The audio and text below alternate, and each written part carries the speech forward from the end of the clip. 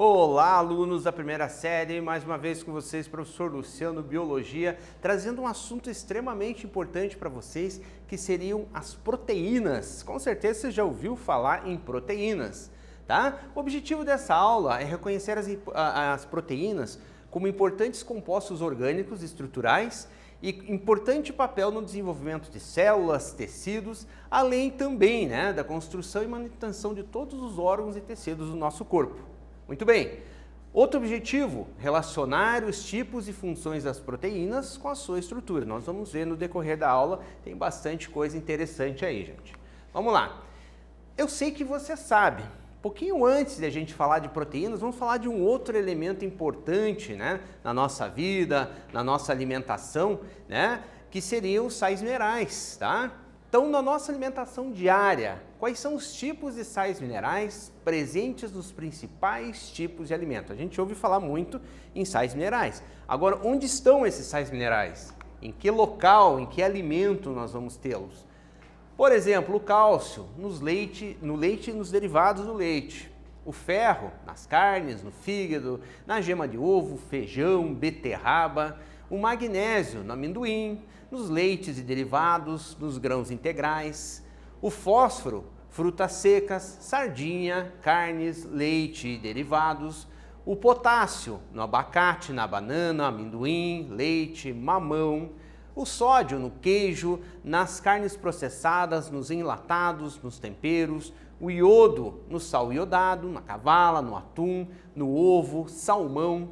O zinco na ostra, no camarão, no frango, peixe e fígado, só coisa boa aqui, né, gente? O selênio na castanha do Pará, na farinha de trigo, no pão e, por fim, o flúor, que daí ele não vai estar exatamente nos alimentos, mas ele vai estar adicionado na água tratada para nosso consumo, na água potável, e também nos cremes dentais, ajudando ali a defesa contra a cárie. Muito bem. Eu trouxe aqui para vocês uma reportagem sobre alimentos ricos em proteína, os benefícios e como aumentar a absorção. Beleza, a proteína é importante para a construção e reparação muscular. Então, uma matéria bastante interessante no site Minha Vida, que vai trazer para vocês várias informações ali sobre a questão das proteínas, tá? Para começar, vamos relembrar sobre a estrutura dos compostos em si. Então, nós vamos ter o que a gente vai chamar de compostos orgânicos e compostos inorgânicos, o que a gente vai chamar de química da vida de um modo geral. Os compostos orgânicos são representados pelos lipídios, pelas proteínas, pelas vitaminas, pelos carboidratos e também pelos ácidos nucleicos. Muito bem. E os inorgânicos são representados pela água e pelos sais minerais. Muito bem, gente. Vamos especificamente à aula de hoje, que seria proteínas. As proteínas são substâncias formadas por um conjunto de aminoácidos, pequenas estruturas básicas que se unem e se ligam através de um tipo de ligação química chamada ligação peptídica. Muito bem. De um modo geral, as proteínas têm uma diversidade bastante grande de estruturas e funções, então a gente vai ver algumas delas aqui. Tipo, função estrutural está representado pelo colágeno, uma função imunológica representada pelos anticorpos, que fazem a defesa do nosso corpo, uma função hormonal representada pelo hormônio insulina, uma função catalisadora que acelera reações químicas representada pelas enzimas, uma ação contrátil, que seria na actina e miosina, e uma ação de transporte presente na hemoglobina, lá nos glóbulos vermelhos do nosso sangue. Tá? Com isso, ela vai formar ali o composto orgânico mais abundante no nosso organismo. Muito bem. Alimentos que são ricos em proteínas. Agora, em geral, a gente falou ali no comecinho sobre sais minerais. Muito bem, agora a gente vai ver sobre proteínas. Então, a gente vai ter proteína nas carnes, no peixe, nos ovos de um modo geral, no leite, nos derivados do leite, na soja. São substâncias extremamente importantes para a nossa alimentação e são ricas nessa função que a proteína nos traz, certo? Vamos a um exercício, tá, gente? É um exercício tranquilinho de fazer aqui só para a gente testar o nosso conhecimento. A astrobiologia, uma ciência moderna que trata de investigar a existência de moléculas orgânicas em outros planetas, asteroides e meteoros, ela aponta pesquisas recentes da importação, entre aspas, de aminoácidos por meteoritos que venham a ter caído na Terra. Muito bem, tais moléculas são de grande relevância para o estudo da vida, pois são uma única resposta aqui. Letra A, os monômeros dos ácidos nucleicos. Letra B, os monômeros construtores de proteínas. Letra C, moléculas básicas para a atividade da maioria das enzimas. Letra D, coenzimas de importante relevância no processo de síntese proteica. Eu dou aquele tempinho básico para vocês e a gente já volta para ver se você acertou.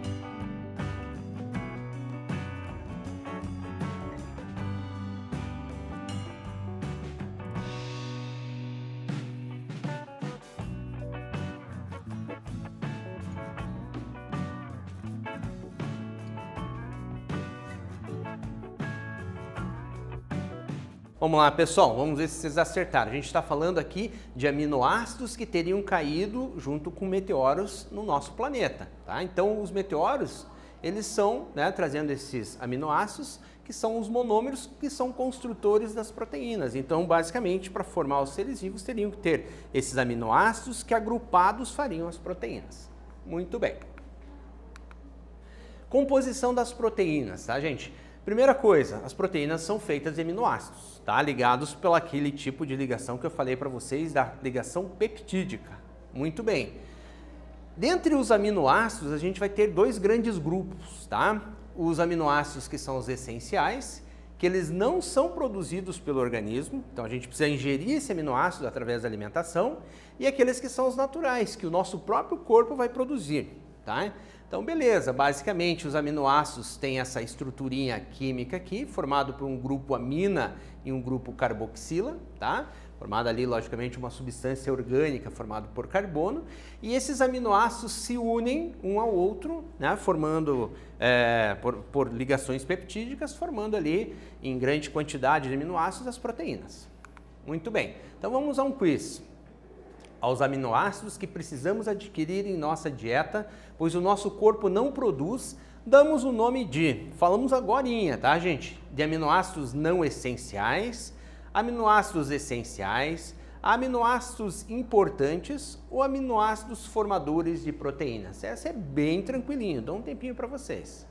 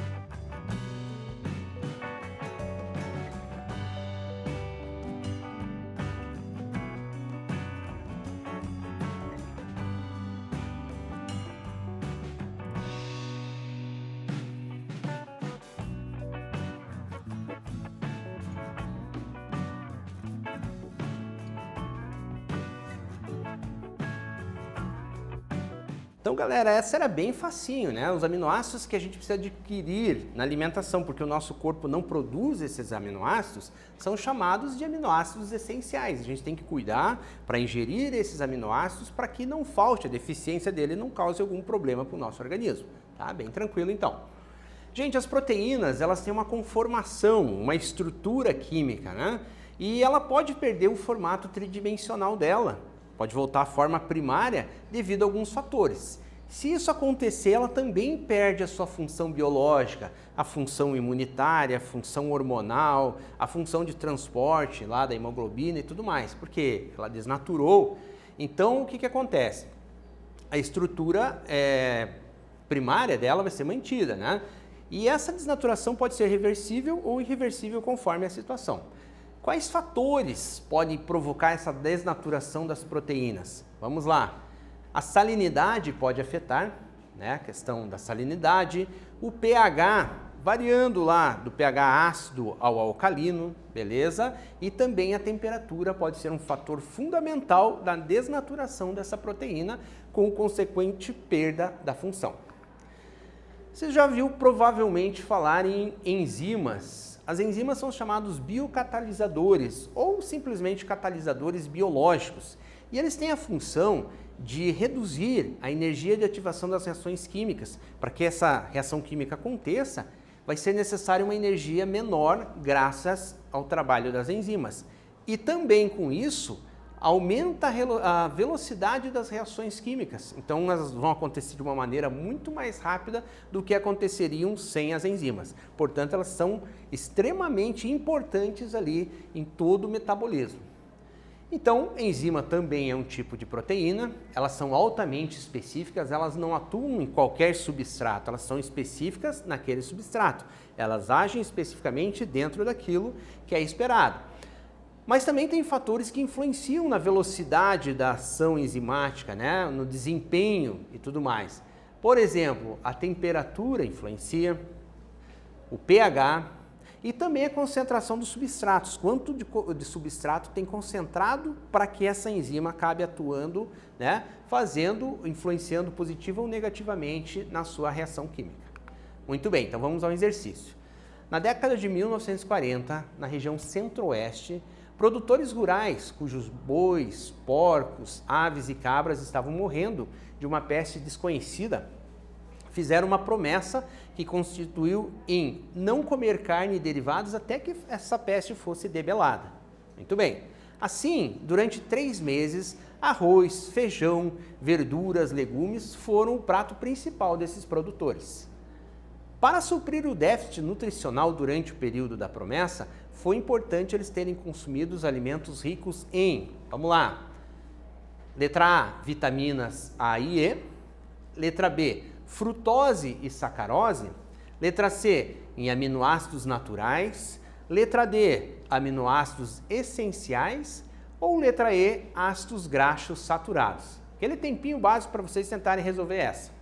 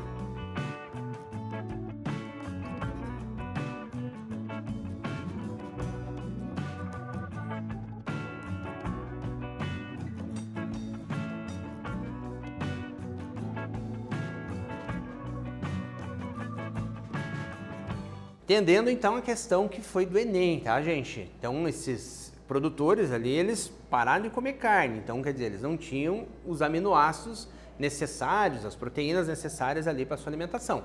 Então, para suprir isso, foi necessário, né, cuidar para que se ingerissem aminoácidos essenciais presentes em outros alimentos, não necessariamente os de origem animal, ok? As proteínas têm suas estruturas, tá, gente? Então, a estrutura mais básica dela é a estrutura primária, ok? Quando ela começa a se enrolar ali, né, no movimento helicoidal, o que acontece? Ela adquire a conformação secundária. Quando ela se retorce, a gente já tem uma conformação terciária e a quaternária, e daí a gente vai ter mais de uma cadeia ali enrolada junto. 2, 3, 4 ou mais cadeias enroladas, formando a chamada estrutura quaternária das proteínas. Quando eu falo em desnaturação lá atrás, eu falo em quebrar justamente essas conformações que as estruturas nos propõem ali. Primária, secundária, terciária e quaternária, ok? Gente, vamos pôr a mão na massa, que você possa fazer em casa, você possa exercitar o que você aprendeu em sala de aula. Produza uma tabela identificando os alimentos ricos em proteínas que você consome no seu dia a dia. Não tem limites para essa tabela. Aqui eu coloquei só 2 espacinhos, mas você pode pôr 10, 15, né? Alimentos. Então pensa lá o que você tem na tua casa, voltando lá, que são ricos em proteínas, né? Lembrando lá, leite, derivados, só para dar uma dica para vocês, você volta lá na aula, você vê, e você vai colocando o nome do alimento. Em seguida, na tabela, você coloca quantas vezes você ingere esse alimento por dia. Pra você ter uma ideia basicamente ali. É interessante até você pensar se ele é dentro ali do grupo dos essenciais que são importantes para a tua alimentação. E se esse alimento é de origem animal ou vegetal, certo? Deixa essa tarefa para vocês fazerem aí. Relembrando, gente, as proteínas são substâncias formadas por um conjunto de aminoácidos ligados entre si através das chamadas ligações peptídicas. Carnes, peixes, ovos, leite, derivados do leite e soja são exemplos de alimentos ricos em proteína. Quase todos ali de origem animal, mas também nós temos alguma coisa de origem vegetal que também é rica nesses aminoácidos, né, formadores das proteínas. As proteínas, elas são formadas por aminoácidos e a gente tem 2 grandes grupos de aminoácidos. Os essenciais, que não são produzidos pelo organismo, portanto a gente precisa ingeri-los na alimentação, e os chamados naturais, que é aquele que o nosso organismo já tem naturalmente, já produz, né? E existe assim, mesmo que a gente não venha ingerir, a gente já tem esse alimento dentro do nosso organismo. Muito bem, gente. Agradeço a atenção de vocês. Muitas dúvidas elas podem ter acontecido aí durante o processo da aula. Algumas informações você tem no livro didático, que você vai receber na tua escola, ou que você já recebeu. Você pode voltar essa aula no Google Classroom, né? Você acessa ela, você vai ter os materiais com os slides, você pode anotar, você pode perguntar para o seu professor no Classroom, nos Meets e tudo mais. E, de certa forma, você tem toda a estrutura aí que pode te ajudar a superar todas essas dificuldades, ok? Então, beleza, gente? Obrigado e até uma próxima.